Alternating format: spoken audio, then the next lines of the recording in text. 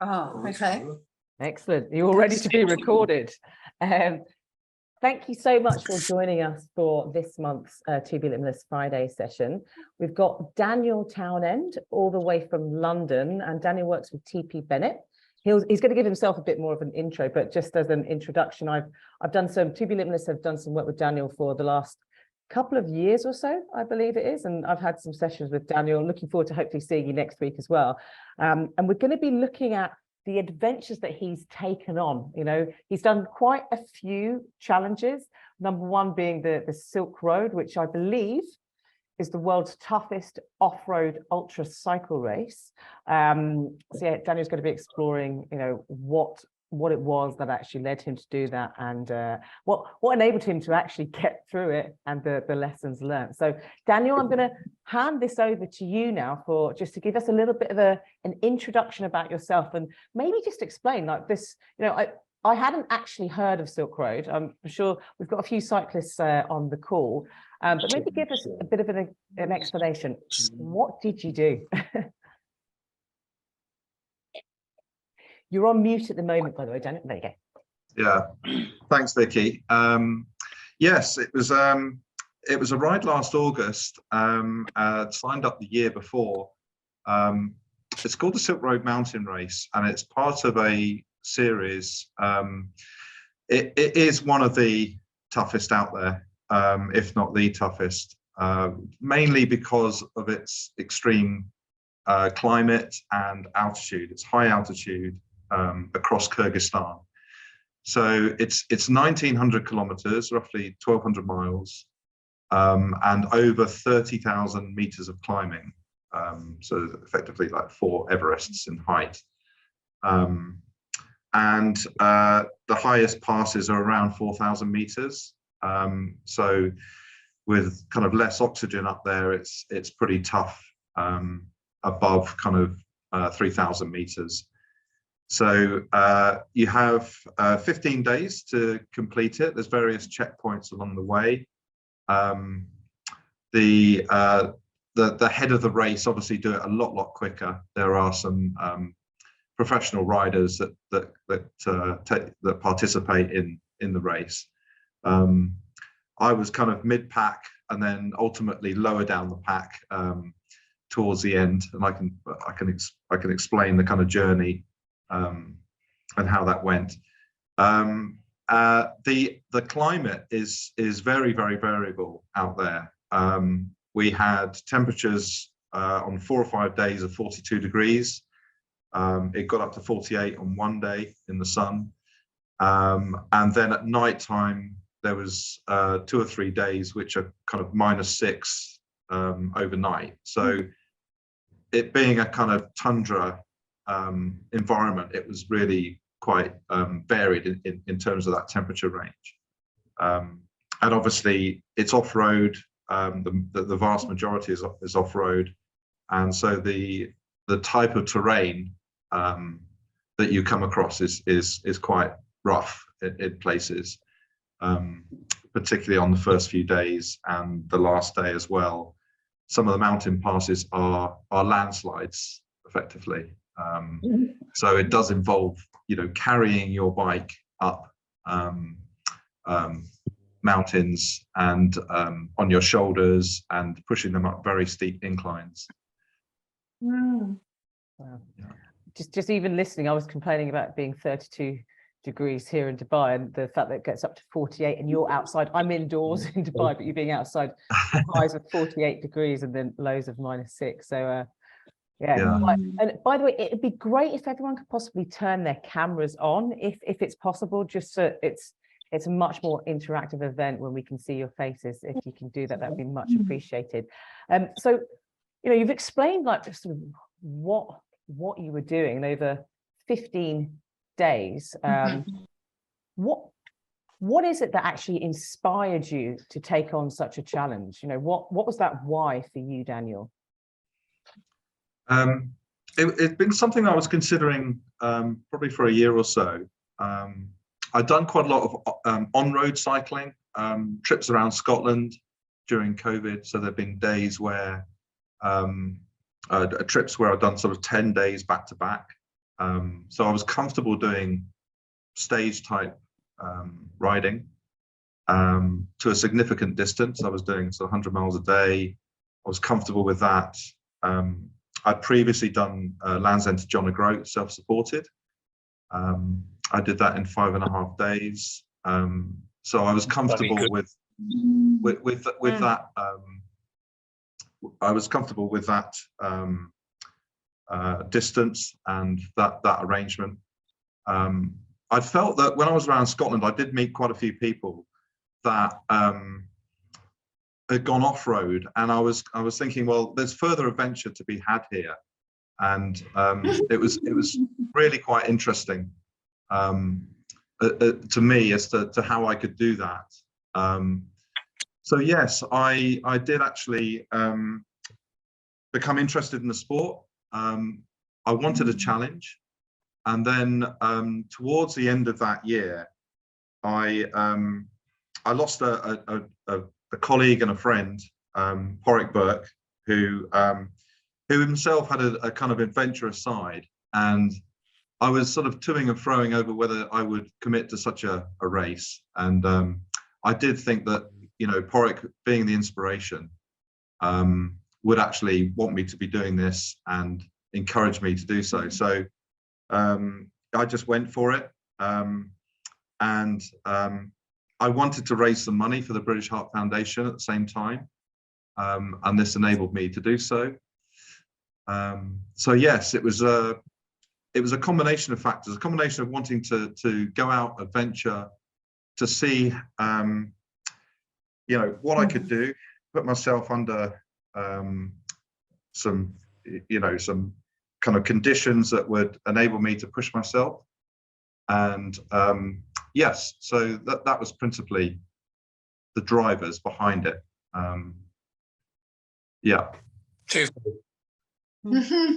With just wondering, you know, you mentioned about you know, losing your friend Porrick Burke, and of course you said you wanted to take on that adventure.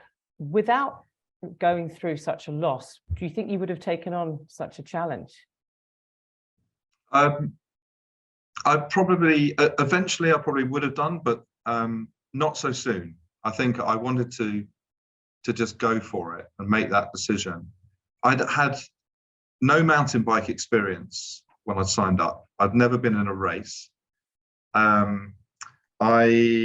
Therefore, you know, my preparation from then on was I need to get a mountain bike or you know, an off-road bike.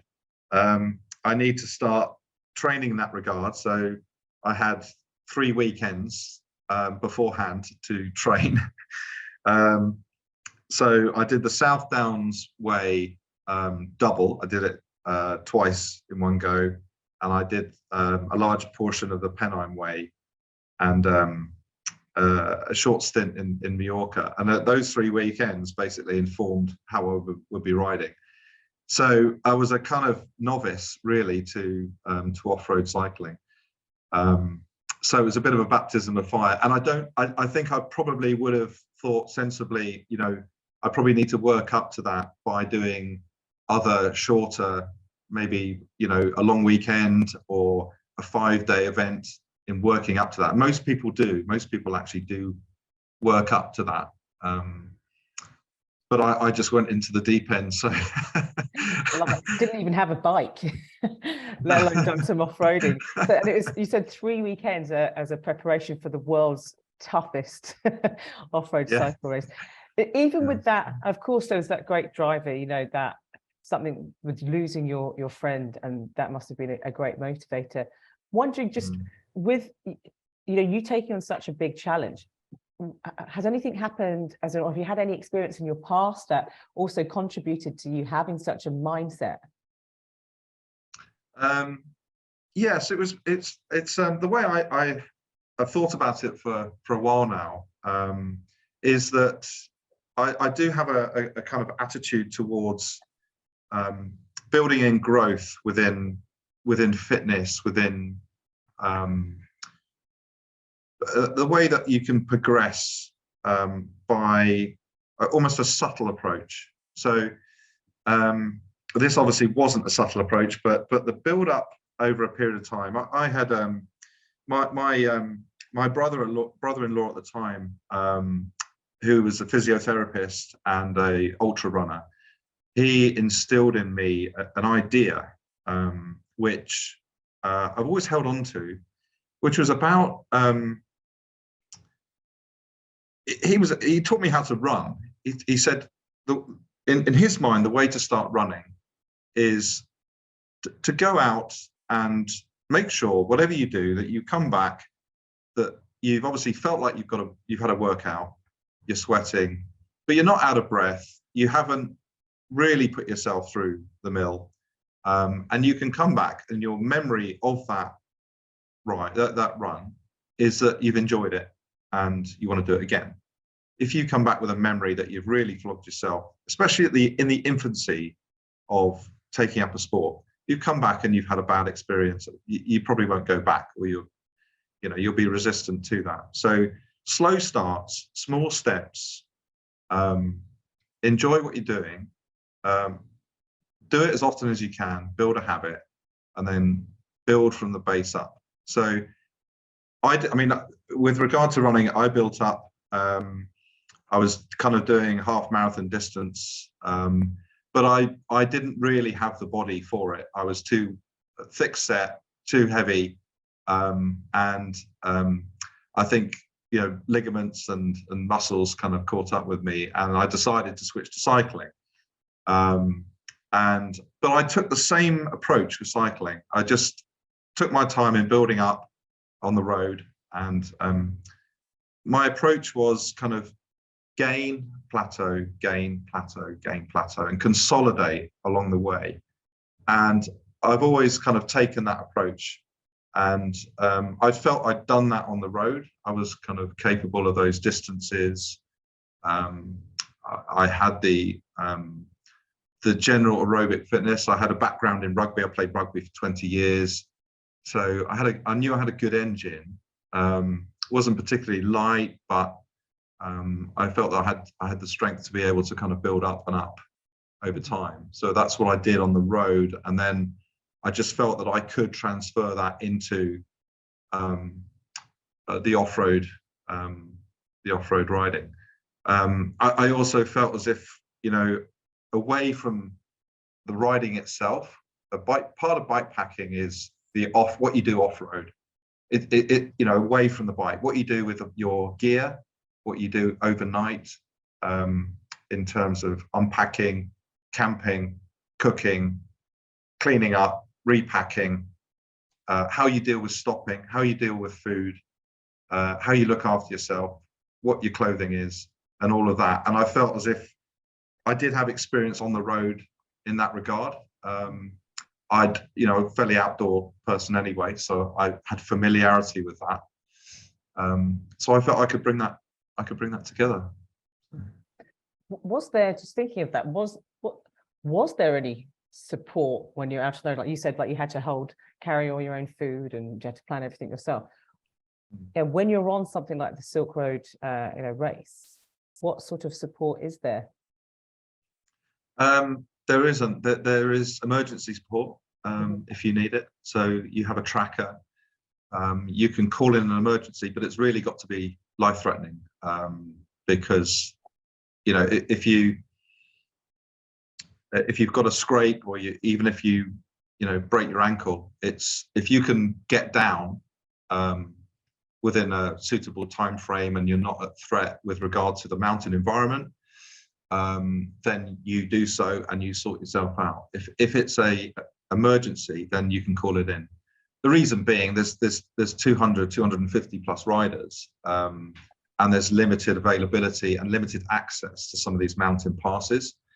So it would have been very, very difficult to be reached unless it was really important. So it's a case of not wanting to waste that resource as a race. So yeah, other than that, there was very, very little support. There were 3 checkpoints before the end. So it was a timed event, so you had to reach the cutoff points on time. And at those checkpoints, there would be food, there would be a bed if you needed it. so there was some support in that regard, but essentially you've got to carry everything with you day to day, all of your equipment, all of your food. Yeah, completely self-supported.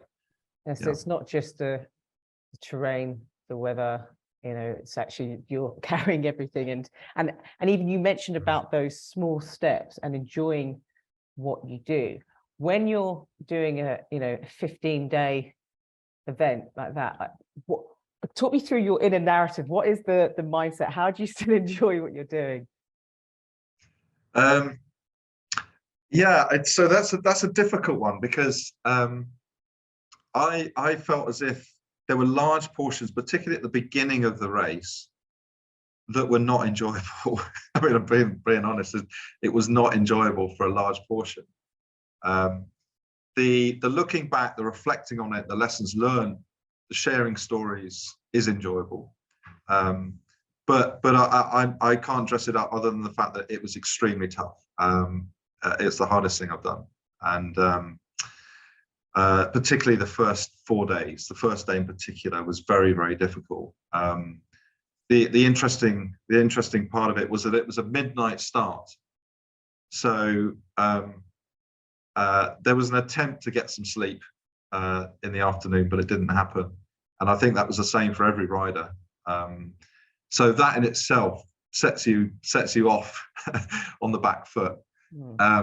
So everyone rode overnight, and through the next day, I got over the pass and back down by about 9 o'clock in the evening, and set up there. So it was a long day. It was the biggest climb of the whole race, 4,200 meters nearly, and it was incredibly rocky. I mean, it was rock climbing for the large proportion of that final climb. It took me about 7.5 hours to get from 3,600 meters to 4,200, and I would say I was probably slightly slower because I had a heavier setup with all my gear, but most people took a good proportion of that afternoon to get up there, and of course it's equally difficult coming down, because you can't, it's the same conditions on the other side. You have to walk down, and that was the same for everybody. So extremely challenging, slopes of 40% going up to the top, where you've got a heavy bike. My bike's kind of 13 kilograms. I probably had about 20 kilograms of gear, and when you're pushing that up that slope, you have to, on loose rock, you've got to kind of push it up, half a wheel turn, put your brakes on, re-establish your footing, go again, brakes on, go again. Wow. For a long period of time. And it was hot and high, and everybody was out of breath, and yeah, very, very, very difficult first day. And then of course the days after there was a lot of hiker bike in those as well. I mean, very sandy conditions in the southwest of the country. So that brought itself challenges. A few people dropped out with heat exhaustion, and a couple of people had lung infections from the dust. So you had to learn to kind of adapt to those conditions, using your buff across your face, covering up completely, and just plugging away. So those, that was not enjoyable. It was a very tough 4 days, and a bit of a baptism of fire. But I would say the latter half, the second week, once you've kind of got a handle on your system, the way that you deal with your everyday condition, how you tackle problems, builds that confidence over time, even within that race. And I would say the latter half, there was a particular pass that we went over towards the east of the country, which I started to enjoy it then. I started to kind of, I felt as if also the riders were more welcome in that part of the country. I think it was the southwest of the country is kind of more of a conservative area. It was a kind of a bit of maybe a shock to the to the people in the villages as to what was going on, bit of nervousness. So yeah, there were one or two hostile moments in that part of the country, and I think going forward they're going to change the race away from that area. So that brought its own challenges as well. I can imagine. So with everything else, and having some hostile moments as well, just to add on now that extra layer. Yeah. What is it? Just I'm intrigued. You know, when, like you said, those first few days, what's going on in your mind? How do you continue? Just talk me through what happens in the mind during a challenge such as that. Yeah, I mean, one thing I did discover is that I am people who know me probably would assume this anyway, but I'm fairly optimistic, probably to a T actually. So I always felt as if there was a flat bit of road around the corner. So I kind of looked forward and always thought, this is just for now. We get over this pass and it'll all be fine. And it kind of wasn't, but by which time you're already there. You're already there, and you've already banked those miles and those passes. So that enables a confidence to move forward and look on. And the other thing that there were moments. I mean, the first day I just pushed on, but the following kind of 4 days, you started to question: is it all going to be this hard? And I did question over those first few days, how's this going to pan out? But there was Porrick's sons text me before the race started, both of them. He's got twin boys, both 12 years old. And they both text me how proud they were that I was raising money and doing this on behalf of Porrick, their dad. And I regularly thought about those text messages. So I thought, well, there's no question, I'm just going to keep going with this. There's no reason. I'm not injured. I'm in good health. I'm not having any bike problems. Just crack on, Yeah. That higher purpose, that higher why to keep you going. And it's great, to perceive those messages to help you get through that. And it's honestly, it's such a, as I say, like I just can't believe the terrain that you went through with all those challenges. What would you say? There must have been so many things that you've learned from completing such an adventure. What are some of those lessons that you've learned? I've learned to kind of I touched on the optimism, and I think it borders on denial. I think sometimes where you can actually use that. You can go, well, come on, if I know that every morning I'm going to wake up with a fresh approach and go, today will be fine, then you can kind of use that. You can rely on that fact. I did know, I gained that knowledge about myself more so than I had before. I also felt as if that I did have coupled with that, I did realize I had a resilience that I could apply to this sport. And I kind of started to think about how I could use that.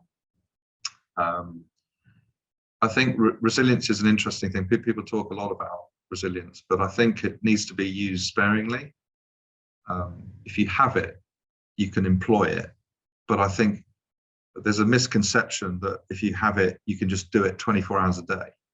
And I think it's important that when you're riding, that you treat it with a kind of, you're on a journey. You're on a journey, and there's an awareness of the present and the future, so that you can plan ahead. So you don't burn your matches right at this minute. You don't go 100% for an hour. You can go 90% for 6 hours. You can go 80% for 12 hours. So apply the right ratio for what you're doing. So you've got to pace yourself. You've got to pace yourself, and then if there's particularly difficult situations, then employ that resilience and go, okay, it's dusty as hell. It's I'm getting rocks chucked at me.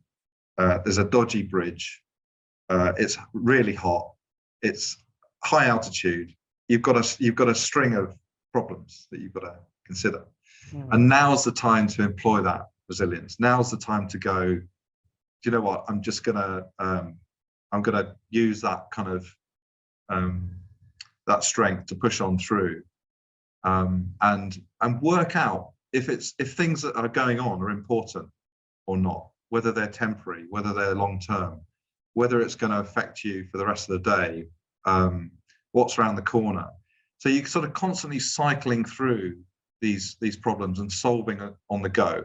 And I think that ability to cycle through issues and just deal with, you know, what's current, whether you can deal with that now, what's a long-term issue, what do you need to put in place to prepare for that long-term issue now and in the future, and just look at it across different timescales.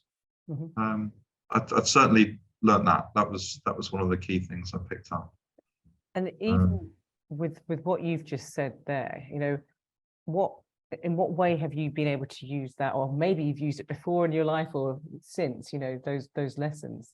How has that impacted your life?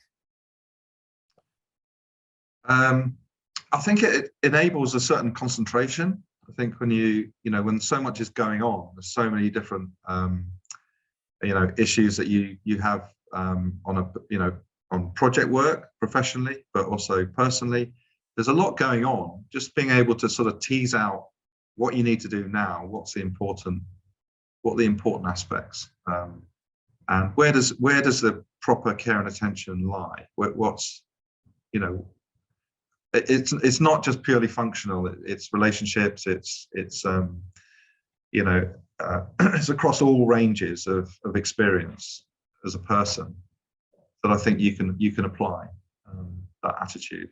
So yeah, I mean, it's I think the ability to break things down, like I was saying before, it's if you can think of things in chapters, it's also like whatever's around the corner will be different.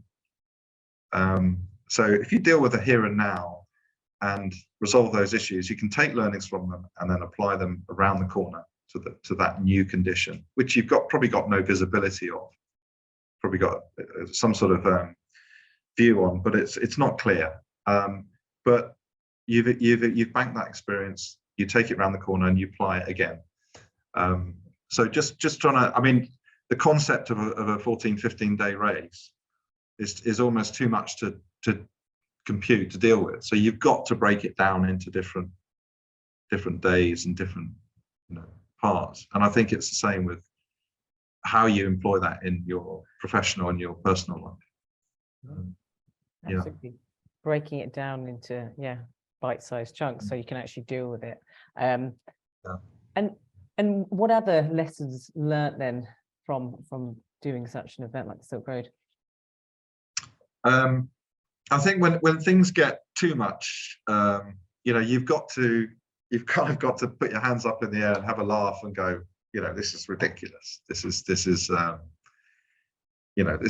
getting too much. Take a pause, have a bite to eat, have a cup of tea. The old classic and then just go and then just re-employ that approach of looking at what's important and taking a calm moment to do that. And that calm moment is part of a race. You're going from A to B in a time frame. Whatever you do, whether it's a cycle race or anything, and to get from A to B, you're going to have to take a pause or reassess, adapt, and move in a different direction. And I would say just to inject a bit of humor and to depressurize the situation yourself in your own mind is vital to move forward. Otherwise, you can get locked into a problem that you can't solve and actually takes up your time. It doesn't get you to the end. So yeah, absolutely. I did kind of I did bring that back with me, that ability to just sort of relax and just to think about going back to what I was saying about the approach to fitness in terms of gaining and plateauing is the same with dealing with problems. Is if it builds up, just consolidate and then go again. Yeah, there's that beautiful equation for growth. Growth equals stress plus rest. That recovery piece. So the gains and then, like as you say, the plateaus. What do you? Because obviously after doing, just jumping forward a little bit here, but just wondering what do you do for recovery after 15 days out on the road, off-roading? How do you recover? I think it's recovering on the go. I think you've got to recover on the go. So that rest, as you move through, is important. So taking opportunities, if there's a bed on offer, take it. Gain some more hours of sleep. If there's food on offer, halfway up Arabelle Pass, I came across an Israeli family in four-wheel drives who were finishing off their lunch and just said, "Look, come over, eat this food with us," and it was just a lifesaver, and pushed me on. I was eating oat bars and various other things that I had that were just not enjoyable. So that was great, and just to have that human contact, that encouragement, and some proper sustenance. So taking that small opportunity and using that where you can. So for sure, taking anything you can get hold of to recover along the way is really important. And then afterwards, yes, you do need a proper rest. I took 3 or 4 weeks off, as most riders did actually. There were various niggles and issues that I kind of dealt with. Lots of numbness in your feet and hands is a common issue. Obviously, joint pain, etc. So I think you've got to understand that yourself, that your body has undergone that extreme condition. I think also, I think emotionally, mentally, you've got to take a breath as well to look back and appreciate those learnings, and to understand how it's benefited you. I think that was really valuable to do, and also just to kind of come back into your life and share the stories and seek that enjoyment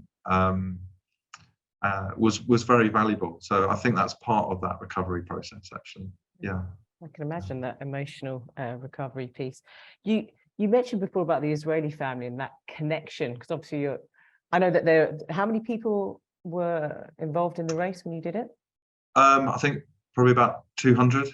Yeah, about 200.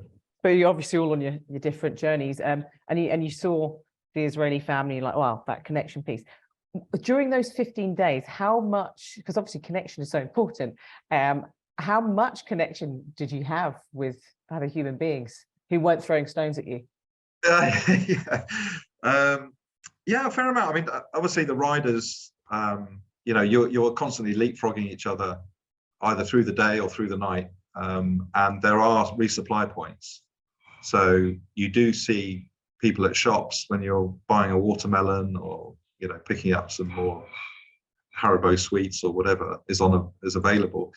You do sit down, have a conversation, get to know people on the ride, and also so Russian is Kyrgyzstan's second language, and then English and German kind of follow on from that. So there were a few people that could speak a little bit of English. But overall, obviously the first few days was quite busy. The roads were a bit busier.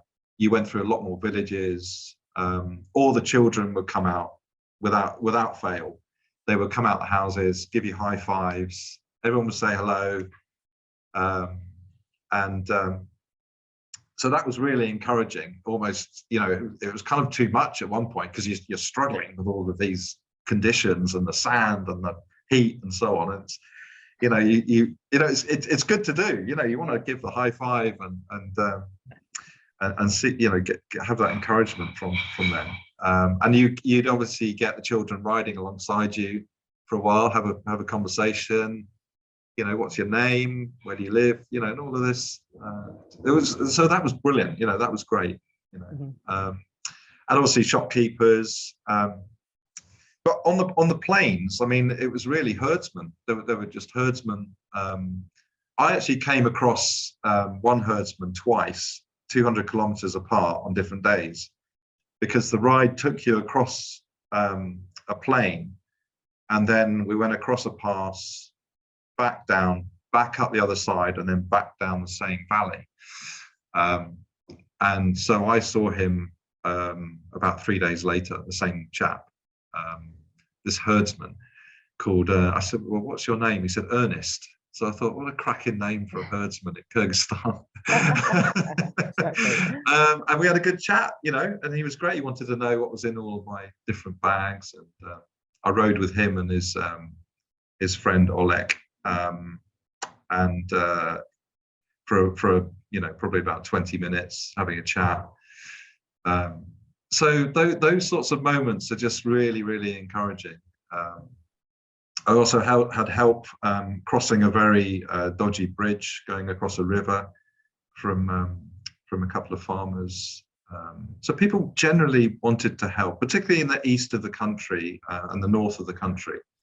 People were very interested. Would give you, cars would beep you on the road, give you a wave, have a chat with you. So that was great. There was that interaction. Yeah. Nice. And I know, because obviously TP Limitless, we're a strengths-based organisation, and when I've spoken with you at TP Bennett in the past, we've spoken about your strengths. A lot of people on the call probably have explored their strengths. So how would you link your strengths, your top 5, to what you were able to do? So my top 5 is ideation. Top ideation being how you combine ideas, how you synthesize those, and how you work those into problem solving, and how you deal with those in everyday life. So for me, ideation, I think in terms of how I almost philosophize about the problems that you face and how you deal with them, to bring different ideas together to say, I can break this down into chapters. I can think long term. That's a construct that I can use, and I will build that into how I deal with it. So if my seat post is falling apart, do I need to deal with that right now? Yes, I probably do. Or can I leave it for later? So just using those various constructs and ideas, conceptual ideas, into the practical, the here and now. So I think I do see things like that. The other one is, individualization, which is the idea that you see how people fit within that, within a team or within an organization, how they best work together, what they're best suited for their role, etc. I probably didn't apply that. There was no, other than myself dealing with issues and whether I was suitable for that environment. So obviously, the other 3 are achiever, learner, and futurist. So I obviously, I do realize, or I like to try and identify what I'm learning and use that and apply that. So that's fairly clear cut. And then futurist, as I say, it's about looking forward, what's around the corner, and using that kind of optimism to look ahead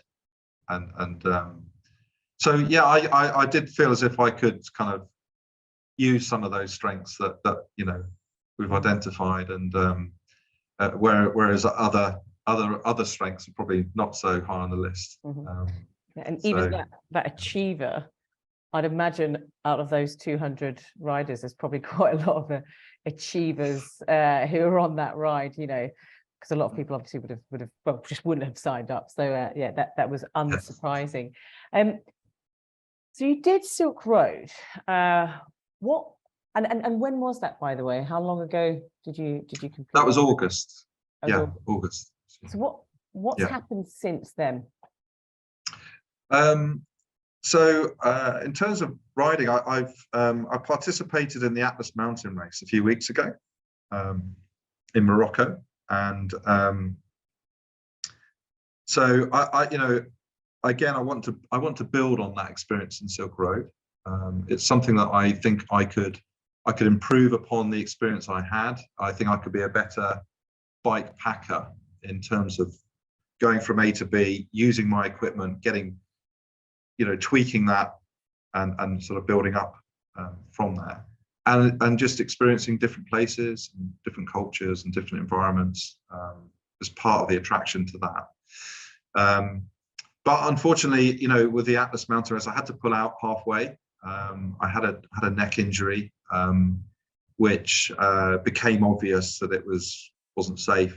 I also had a chest infection, as quite a few riders did, because I think it was exaggerated because of the cold over there. It was unexpectedly cold, and a couple of other problems. But the main one being the neck. It was functionally not working for me. So I made it to 600 kilometers, which in time-wise was probably about halfway.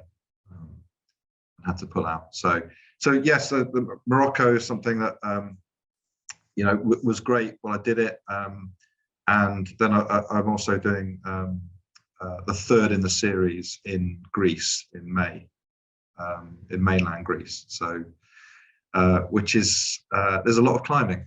There's a lot of climbing. In fact, there's as much climbing in half the distance as there was in Silk Road.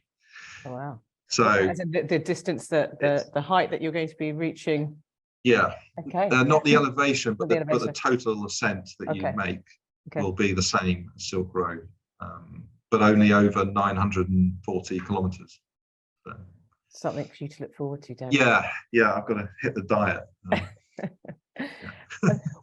With the race in Morocco, you mentioned you weren't able to complete it, the injuries with the chest infection.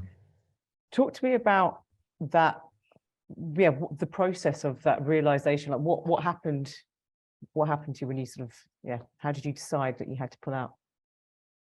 I got to probably about 450 kilometers, and I'd felt my neck getting very, very stiff, and it became apparent that I had a neck condition which is particular to ultra cycling. There's no other sport that has it actually, where it's the weight of your head over that period of time, coupled with road vibration, can lead to a lot of fatigue in the back of the neck. So you reach a point where you're not really able to keep your head up. You can deal with it in a temporary fashion. You could, which I did. I tied my helmet back to my backpack to keep my head up, because I felt it failing. So otherwise, your head would just be forward as such. Yeah, exactly. It just drops down. Wow. So it's a funny looking condition. There was actually 8 or 9 riders that had the same condition out of 200 riders. It's quite a high percentage. I do think that it was partly to do with the fact that in the run up to it, I didn't have the same amount of miles under my belt. I was ill for a good solid 3 or 4 weeks beforehand. So when I went, I had I think 1 ride in 4 weeks. So all of the kind of micro muscles, the stability muscles were weakened. I think that probably contributed to that problem, coupled with the fact that I had my bike has got a rigid fork, so there's no suspension. So it's a gravel bike essentially. So you feel all of those road vibrations through you. Well, I was prepared for Silk Road, but I wasn't as prepared for the Atlas Mountain Race. So I think that did contribute. But I soon realised that this is, it wasn't going to last. And if I did take it through to the end, with tying my head back, then I could do it, but I would probably miss the cutoffs because I wasn't able to go at the right speed. On descents, I could only see my front tyre. I couldn't see the road beyond it. So I had to go incredibly slowly. So in my mind, I reframed my new finish. My new finish was going to be checkpoint 2. So I stopped for a bite to eat the night before at about 8 o'clock. And there were a few riders scratching from the race at that point. It was too cold for them. They had a chest problem. And I was sat there and I thought, well, I could scratch now. I've got a neck problem. But again, the kind of optimism in me went, well, what does the profile actually look like? Oh, I've got some tarmac now, flat. And then there's a hill, get over the hill. And then it's a kind of another flat bit. And then it's a descent down into the checkpoint. So it might be easier just for me to go to that point. I think I'm okay. I've rested. I'm happy for that to be my new finish, because there's no way I'm going to take this injury to the end, because I know that this condition can lead to a longer lasting problem. You can have months off the bike and not recover from it. So I had to reframe that in my mind, accept that.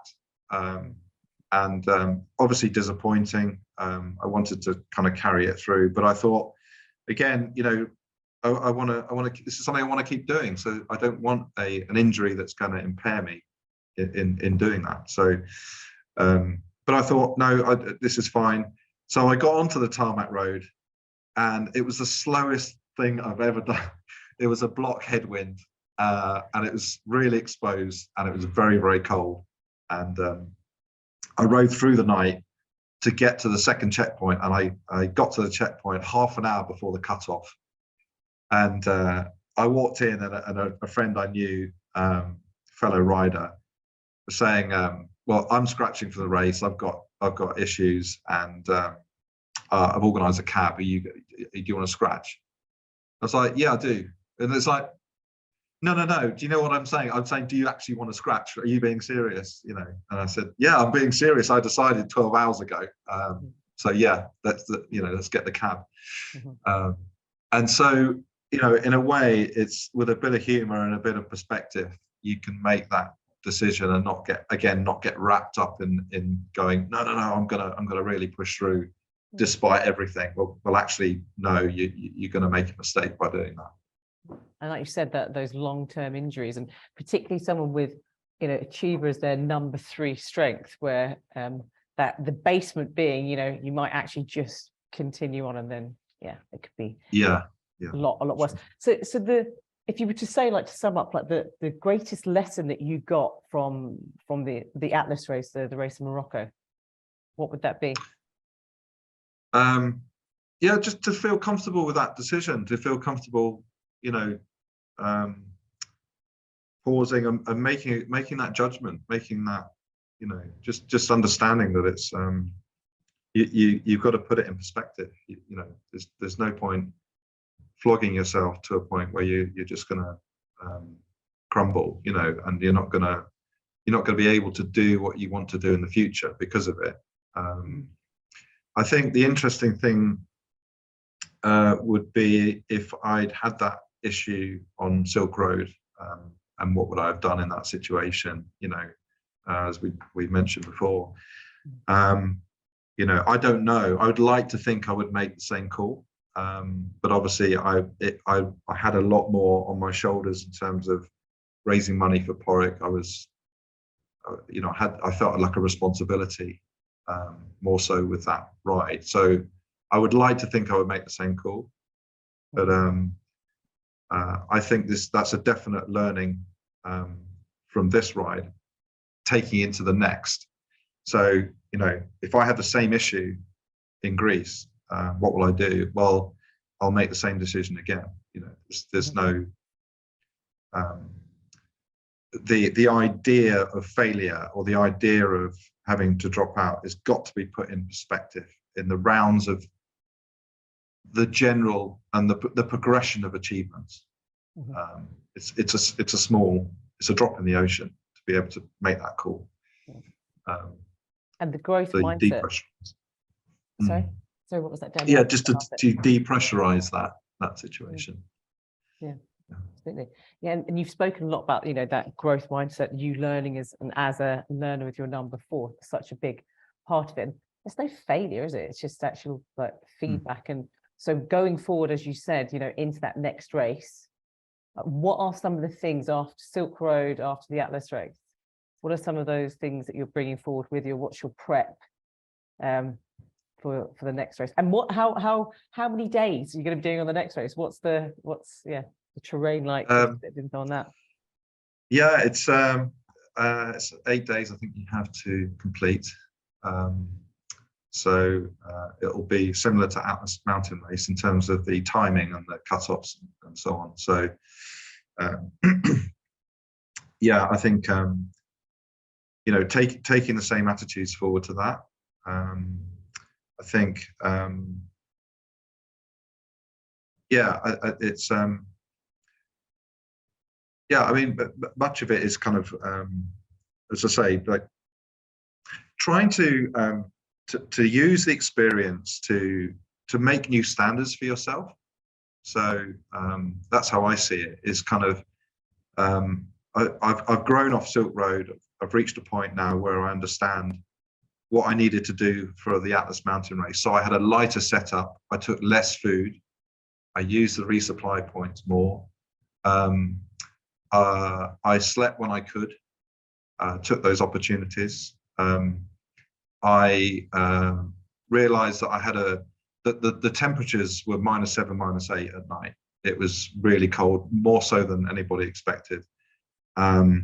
I mean, it's snowing in Morocco. That's why we can't get our tomatoes now, isn't it? So it is very, very cold. So I learned, you know, I took a summer sleeping bag. So I was ill prepared. So I had to work out what to do. So there was one evening that I got to a town, and I mean, you're not allowed to knock on doors and ask people, can I sleep in your place? You're not, it's just against the rules, and it's you know, morally that's not the right thing to do. But I was in a restaurant, and I was saying, well, you know, is there any sheltered areas around here? I was talking to the owner, and they genuinely offered. The owner said, well, you can sleep in my room. There's a mattress in there. Is that okay? It's on a concrete floor. You know, I said, well, if it's no bother, yes, great. And, you know, I gave him some money for it as well. So, you know, I used that opportunity to have some indoor rest. Whereas if I'd have slept out, I'd have only got half an hour or an hour before I'd have got cold and had to keep going. But actually, at the end of the first day, now the interesting thing about, I mentioned the midnight start on Silk Road, it was a 6 p.m. start on Atlas. So my first ride was 33 hours from 6 p.m. through to the following evening. Yeah. So I needed that sleep. I needed a solid 5-6 hours. And I got it there, fortunately. If I'd have slept in the open, I'd have only got an hour. So I learned to kind of just sort of navigate that. I want to take that experience forward in the future. And I think a lot of the top people who at the front of the race, they think like that as well. They've built on that experience. Some of them don't even take a sleeping bag. Some take a bivy bag, an emergency bivy bag if they get in trouble. Mm. But if there's no opportunity for sleeping indoors, keep riding. Ride overnight, sleep in the warmth the next day. Mm. So don't, you know, start to use your cycles, your night-day cycles, and play with that. And how can you solve a problem? Mm-hmm. by looking at that side of things.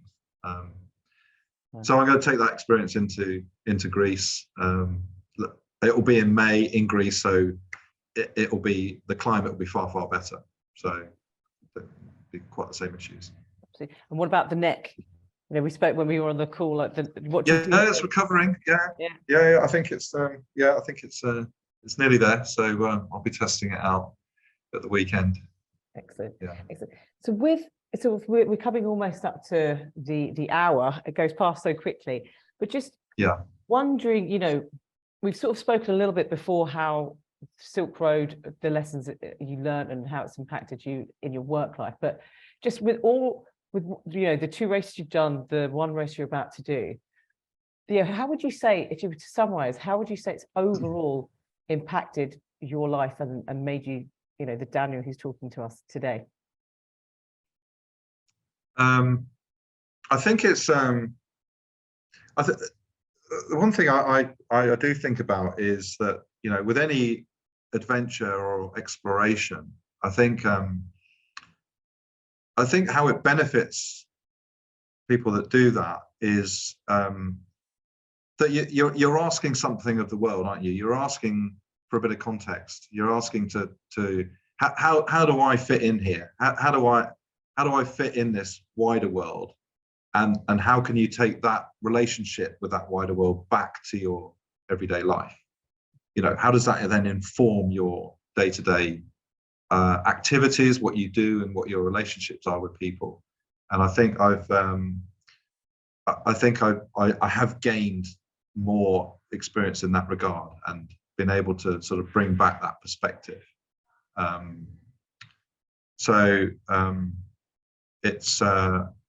It's hard to pin down exactly kind of what that is, but it makes you realize that you're only a small part of the puzzle, to have that humility, to keep the cogs turning, to enable others to do so, to continue a journey, basically. It is something that I think I've brought back, and try to encourage others to do as well. So it's in my mind, there's no downside to pushing your limits, and once you get there, making a careful judgment about and identifying what those limits are and why they're there, and what sits above it and what sits below that limit, and then getting comfortable with it. Getting comfortable with the incredibly uncomfortable from what. Yes. Yeah. I think you've got some pictures, some really fantastic photos to share of your adventure. And also, I know you've already raised a lot of money for the British Heart Foundation for Porrick Burke. Is there, if any of the 2B Limitless community want to make a donation, how can we best do that? Yes, I think Davika sent out the link on Instagram and in LinkedIn. So there is a link on there. And if anyone wants to, I can actually, I'll repost it, I think, on my Instagram page. So I'll do that. If anyone wants to drop in and follow me on that, they can see plenty of photos as well. So I'll re-establish the link there. Amazing, and I'll also share that on mine too. So yeah, let's have a look at the Silk Road race. So let's just. And also for everyone to be thinking about what, after everything that Daniel has been telling us and exploring, what questions have you got? If you just share those in the chat box. Oh, there we go. Devika has shared the Just Giving page on the chat box as well for anyone who wants to make a donation to the British Heart Foundation. Oh, that's great. Thank you. Yeah. So I'll flick through this. This is vaguely chronological, but there is a mixture of landscape photos and some experiential photos, people I came across. So clearly this is a vast country, a vast remote country, with a whole range of landscapes, high mountains, plateaus, rivers. So, this is the beginning of the race in Bishkek, in Osh, rather, the second capital. finished in Bishkek. So is that But essentially, the midnight start? this is the midnight start. Yeah. So we had a police escort out for 30 or 40 kilometers. And then it was straight into the night. Wow. And gravel roads, which kind of lasted obviously until the morning. We're then straight up into the first pass. So this is the kind of beginning of Yiptik Pass.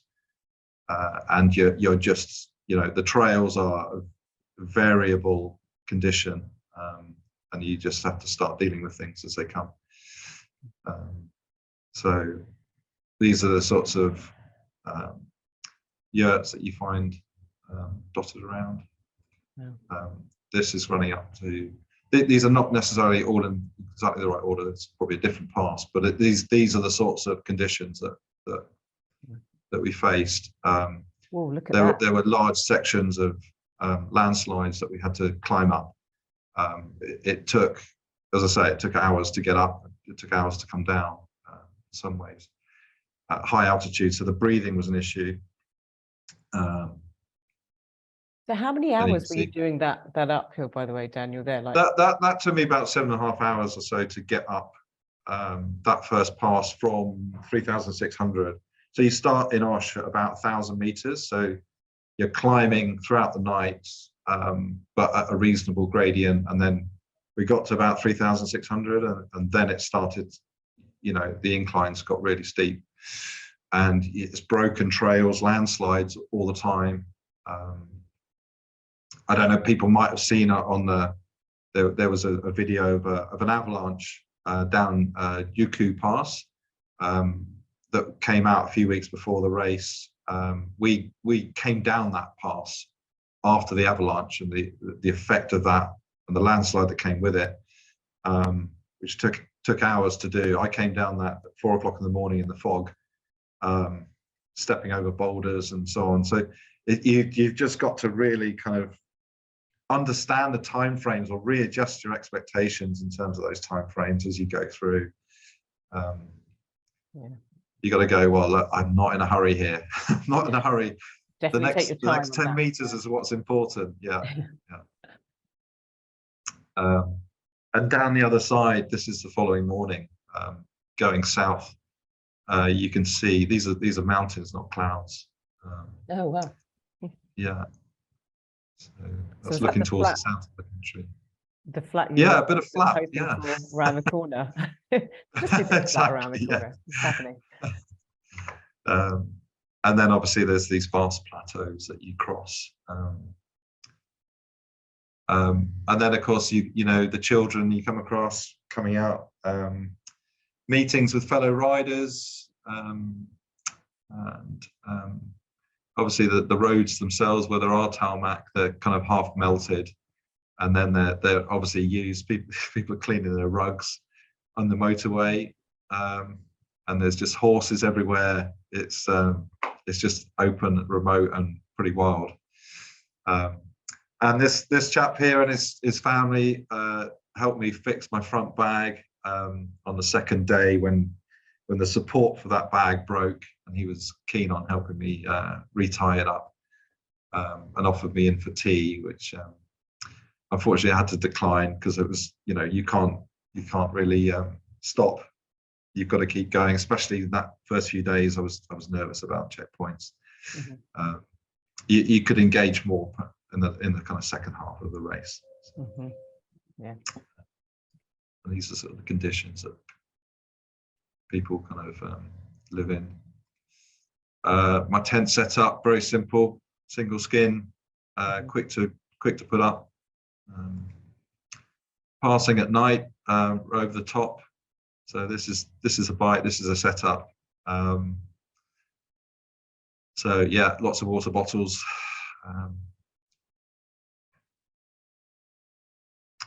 By the way, is it the same bike that you use for each? Yes, I use that for Atlas. Actually, it was more suitable for Atlas than it was for this. You kind of needed a mountain bike, really. But I got the bike because I thought, well, I'm going to be using this on a whole range of terrain, and actually it's an adventure bike and it's rock solid. I didn't have any issues with it, so But my aim was to finish this. You know, some people go out with the idea of getting as high a place as they could. So they had a very light setup, and if they scratched, they scratched, and they weren't too bothered. But I wanted to finish this, and as I say, I was raising money, and I felt that need to do so. So I was prepared for the 2 weeks as opposed to 1.5. And by the way, we do have a couple of questions. Oh, nice pictures again. Yeah. A couple of questions that have come through, just so that we make sure we do. So I know, so Brian, maybe you want to ask Daniel the question that you've just put in the chat box there. Yes, of course. Hi, Daniel. How are you? Hi, Brian. Yeah, good. Thank you. Good. Yeah, all very inspiring stuff, as they say. Well done. My question really was, when you took on this challenge, you said it was a race. Did you treat it as a race, or did you treat it more as a personal challenge to complete the event? I would say I took it more as a personal challenge to complete. There were, I mean, I have a competitive side. I use that when I could. So I don't. How can I put it? Somebody in bikepacking came up with a term, touring in a hurry, and I tour in a hurry. So if there were riders near me, then I would use that to spur me on. There was no real, I didn't feel there was any direct competition between individual riders. You were competing against yourself to get that placement. I was, after about 3 or 4 days, I was, I think it was 35th. But I knew I had a heavy setup. I knew I was keen to finish more so. And so I took the gear to facilitate that. And I did drop down. I dropped down to 50th in the solo category. But you know, after probably 6 days, half the field had dropped down because of mainly because of heat problems and stomach problems. That I think people adjusting to local food was difficult for a lot of people. So the race becomes something else. It's a very different environment to a crit race or an on-road race or even a day race. I mean, I've competed in Sportifs, Mallorca 312 and the Dragon Ride and various others. And it's a different atmosphere. It's more of a community feel. Obviously, if you're at the front end of the race, the top 5, top 10, they are all actively competing, and they're far more experienced and far more able. That, you know, they are top level cyclists. So unless you're really competing with that, then you know, I think the majority of the riders felt as if they were racing for themselves, and that was the atmosphere. Yeah. Okay. Just give us an idea. I mean, you said you took about 15 days, yes? 14 days and 3 hours. So I finished about 3 o'clock in the morning. Well done. And it sounds disrespectful to ask, but what did the winner do it in, just to get some idea of just how much energy and stamina they have? Within 8 days. I mean, seven and a half days or something. Yeah. Wow. I mean, but then you had a quick drop off there. So there were 2 guys, James Hayden and Sofiane, competed for the top 2 spots, and as they do on most of these rides, they finished within an hour of each other. And then I think third was probably a day later, and then but you know, you get down to 10th and it was probably at the 10-day mark. And then I would say that there was a large proportion finishing at around 12.5 to 13 days. Yeah, so a whole kind of variety. It's what was interesting, I felt that one of the lessons that I learned is as I say, I took too much stuff. I was too heavy, too much food. I took a stove. Not many people took a stove. They just ate in local restaurants, and as I say, there was a large dropout rate. So I took more stuff. So I knew that I wasn't going to be my overnight timing was quite slow. I was I had too much gear. I had my sleeping bag set up, my tent, etc. I had a lot of too many clothes. So I took a long time to kind of take my kit apart at the end of the day. I'd probably take an hour and a half to do so. I then only get 4 or 5 hours sleep, but then I'd take another hour and a half, 2 hours in the morning to get going again.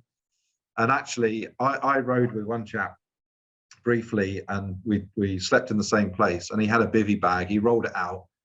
He had 4 hours sleep. He rolled it back up again, and off he went. So I was completely new to this. And so I was seeing this in front of my eyes going, damn it, I've got a heavy setup. There's no chance. And actually, when I looked at my ride time, I mean, I was overtaking people during the day, so my legs were good. But I just lost time overnight. And, you know, that's one of the lessons I learned, really. So, you know, it's all down to experience. By having your stove, I'm just wondering, you mentioned people eating in local restaurants and the local food having a bit of an impact on their digestive system. Did that mean, by you cooking your own food, did that help with your digestion? Yeah, I think so. Although what I did find, the first, as I say, the first 4 or 5 days was very, very hot. And during the day, I couldn't stomach anything. I lived off Fanta and Coke during the day, a liquid diet, and then I shoveled down about half a packet of expedition food in the evening. That's really all I could do. So I took 8 packets of evening meals, which is far, far too much. I should have taken 2, and then I should have ate as and when. And it was just too heavy. The stove was too heavy. But you know, you live and learn, and you know, it was yeah, that was really kind of my assessment of that. Amazing. And we've got another question from Porrick as well, Keenan. Also, by the way, just as a nutritionist, take some probiotics supplements before going. Yeah, no, I did. I did do that actually. Yeah. Yes, I did do that. So I think that did help. But as you can imagine, on a liquid diet, I mean, I lost 8 kilograms in 14 days. 8 kilograms in 14 days. 8 days. kilograms. Yeah. Wow, that's that's a lot. Yeah, go for it. So this is one of my sleeping arrangements. So I obviously didn't put the tent up that night. I used this dry tunnel. I made sure it was dry, which was quite convenient. But yeah, so some amazing plateaus. Beautiful. And we do have another question as well for you, Daniel. Yeah. So yeah, if you want to go for it, Porrick. Sure. Thanks, Vicky. Daniel, I really enjoyed hearing your story. Phenomenal achievement. Congratulations. Thanks. Was keen to understand how you manage the mental fitness side of things. Obviously, you've talked at length about the physical fitness challenge. What does mental fitness mean to you on reflection from your achievements? Interesting. Yes. So as I mentioned about losing Porrick, who is my director at work. So we obviously had and he'd been here at TP Bennett for years, and was a core member of the practice, and so his loss was significant professionally as well. And there was a few of us that needed to step up and to take on that role, or part of his role each, which we did as a team. And I looked at that as an opportunity to get tough and to use that experience of dealing with that in the run up to this race consciously, because the impact of that was, you know, obviously we had to commit to dealing with the issues that we had to on various projects, and knuckle down and get on with it under difficult circumstances. And I looked at that and I thought, well, okay, the amount of miles I'm doing currently is probably not what I'd like to be doing, but I know in a few months' time I'll have that opportunity physically to build up. But right now, I'm going to use these months as an opportunity to employ that resilience and prepare and to kind of gain that ability that I can then use in the race. And I was very aware of that because as I say, I signed up for the race at the end of December, and we lost Porrick in the middle of December. So it was a conscious activity over that winter and spring. Yeah. Thank you for sharing that. And, Thank you, Daniel.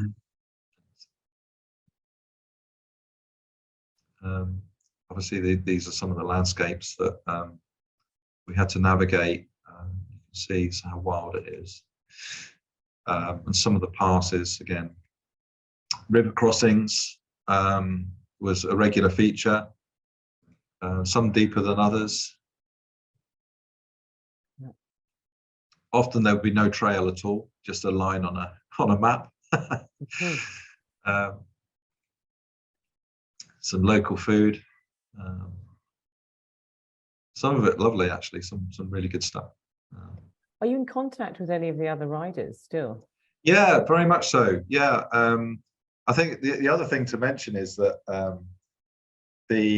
I flew into Osh, the start city, and there's 2 flights a week into Osh from Istanbul, and there was a few of us that lost our bikes, so the bikes didn't turn up. And this was, luckily, I went a week early to acclimatise to the altitude. So we had to make, a few of us met at the airport and formed a WhatsApp group. And actually, we took the opportunity to go and acclimatise straight away with the idea of coming back to Osh to collect bikes off the next plane. But we had to make damn sure that they were going to be on that next plane. And we had to pummel Pegasus Airlines with emails and phone calls to make sure that they were going to turn up. Yeah. So that was a challenge even before we got to the start line. I say to these things, it's getting to the start line is the hardest bit, to be honest. Yeah. Getting the preparation and getting there. Yeah. Good job, as you say, you got there a week before. Imagine turning up. Yeah. You've done everything. So we've kept in contact, ever since, and a few of us did the Atlas Mountain Race, and in fact, the people that didn't finish Silk Road finished Atlas, and vice versa. Interesting. So you've got to have a good measure of good luck with these things as well. That's the other thing to highlight. And try and use that luck where you can. And I think we've got one more question as well. Oh, was that the dangerous bridge you spoke of? Yeah. It looks a little bit wobbly. Yes. Say another question. Yeah. Sorry, yeah. Yeah. Hi, Daniel. That's me. Very inspiring, very exciting. I think one of the things is when you take on a personal challenge such as this, and when you're right before you start your leg into the race, the track, was there there must be a moment of truth that you would have experienced over the 14 days? Like there were certain things that was over and beyond. And also there was a second part to that question, which is, has the entire journey and the experiences brought about any specific change within your workspace, like in terms of how, personal experiences or professional experiences, bringing in that particular change, if my question was clear enough? Yeah, thanks. It's I think the first part really is did I have a moment of truth? Yes, I did. And actually what I'll do is I'll just skip on through here. It was the last pass really that I realized I was empty. And it was a real challenge to get over the last day. It took me 7 hours to get up the last pass and 4 hours to come down it, and I was absolutely spent. But once I got over the top, I was belligerent and determined to see it through. Obviously, I think if it had been 2 or 3 passes beforehand, then I would have. I probably would have doubted whether I could have done that. This was the beginning of Shamsi Pass. You come over a climb before then, and you come down and then back up, and it was cold. This is the top as you pass over, and it took, as I say, it took such a long time to get up there. People were passing me like left, right, and centre. I was hemorrhaging places at that point. You know, people I've been leapfrogging for a few days prior were catching up with me. But, you know, I really didn't care. I just wanted to get over the top. And even on the way down, because there was a landslide on the way down that had to be navigated. And as you navigate around the landslide, there was a whole series of very deep river crossings where, you know, you're kind of nearly up to your waist.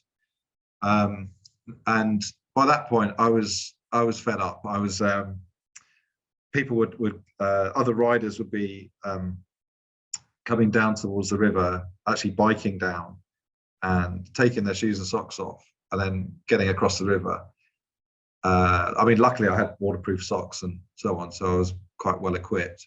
I walked down and I didn't break stride. I walked through that river, back out the other side, and kept walking all the way down, and actually finished at the same point that they did on the way down. So with a bit of humor, it was kind of like quite funny to see us overtaking each other. And then I got to the bottom and I knew I had 100 kilometers to go. I got changed. I changed my mindset, thought this is a 100K time trial, head down, get it done overnight. And that's what I did. So, but this moment I was completely spent. I even attempted to do a blog, a video of myself explaining what I was doing, and I think I got 3 sentences out. You know, I came up, here I am, and now I'm going down again. Not happy bunny at this point. So yes, and then the other part of your question is what else did I bring back? Was, you know, if I'm right in interpreting what you were saying, how did I bring it back into my personal professional life? Again, it's hard to pinpoint. I mean, when you're empty, you're empty, and I think if you just put one foot in front of the other, you know, you can get through it. You know, you can just move forward to the next phase. There will be recovery down the road at some point. So I think it's just a case of keeping moving, really. Yeah. Like that. Thank you for that. I think we've got Cristiano has left a little comment, so I don't know if you wanted to share that, Cristiano. Yeah, no, it was I worked with Dan at Bennett, and I was in the office in the period that Dan was out in Kyrgyzstan doing this challenge, and these races have a tracker that you can follow each rider's progress and see where they are at which point of the race, where they sit, what they've got coming up next in terms of terrain, and it's really interesting. And everyone was really fascinated. I mean, there were some people who were glued to it. They had it on their left screen whilst they were working, and there were chats around the team saying, "Oh, Dan's got 300K to go. Dan's got 200K to go." And there was this moment that Dan and I laughed about when he got back, where I think it was like not long to go, and it was like, "Oh my God, Dan's like way behind. You know, has he kind of had to drop out at the last minute?" And it turns out, I think, Dan, it was an issue with your tracker.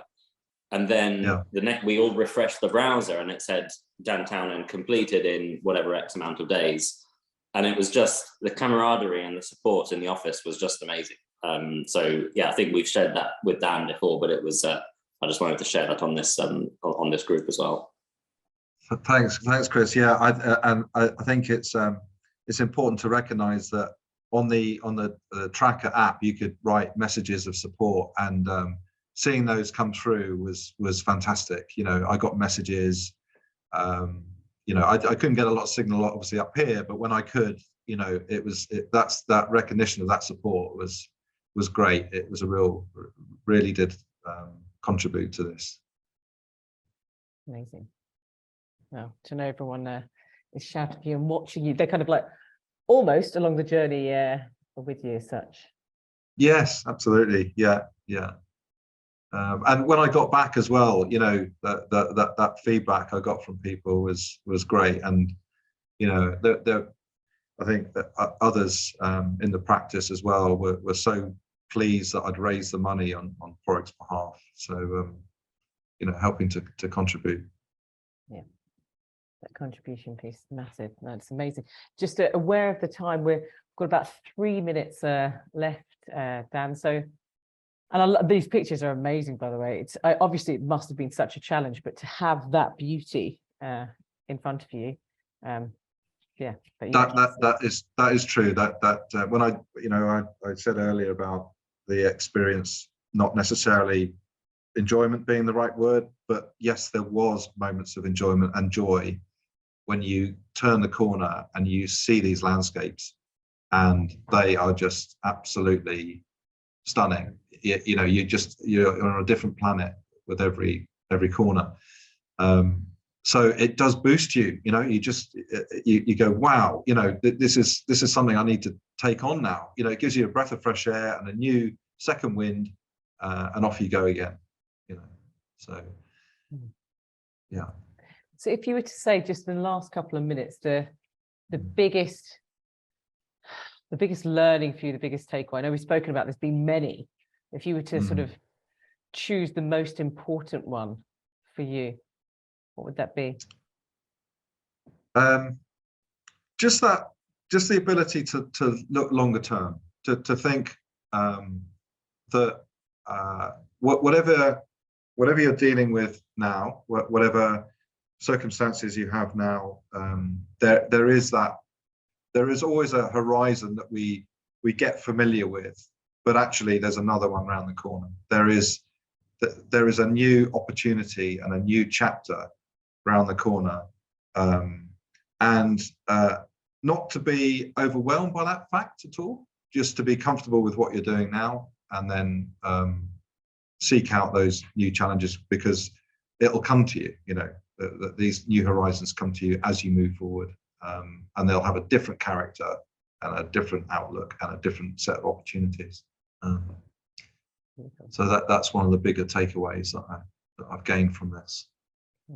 Amazing. Thank you so much for sharing your story. I know the word inspirational has been used, and yeah, as I said after our talk the other week, Taff just saying awe-inspiring, and absolutely I second that, Taff. Yeah, it's just made me think I need to do more. So yeah, you're a very inspirational guy, and thank you for sharing that story, and thank you everyone for attending. And don't forget to sort of the link to the Just Giving page, and contribute to that very, very good cause for the British Heart Foundation. Dan, I hope to see you in London. Thank you so much. It was really, really, really great chatting with you. And thanks everyone. Thank you. Thanks, Vicky. Excellent. Take care all. Enjoy the rest of your Friday. Bye, everyone. All the best. Happy weekend. Go do something active. Climb a mountain. Genuinely, I'm like, what can I do? I did go for, I was so tired after we spoke the other day. I was like, no, I'm going for a run. It doesn't matter. Think what he's done. And I did, but not for very long. All right. Okay. Bye for now. Take care all. Thanks, Daniel. Bye-bye. Thanks. Thanks a lot. Bye-bye. Bye.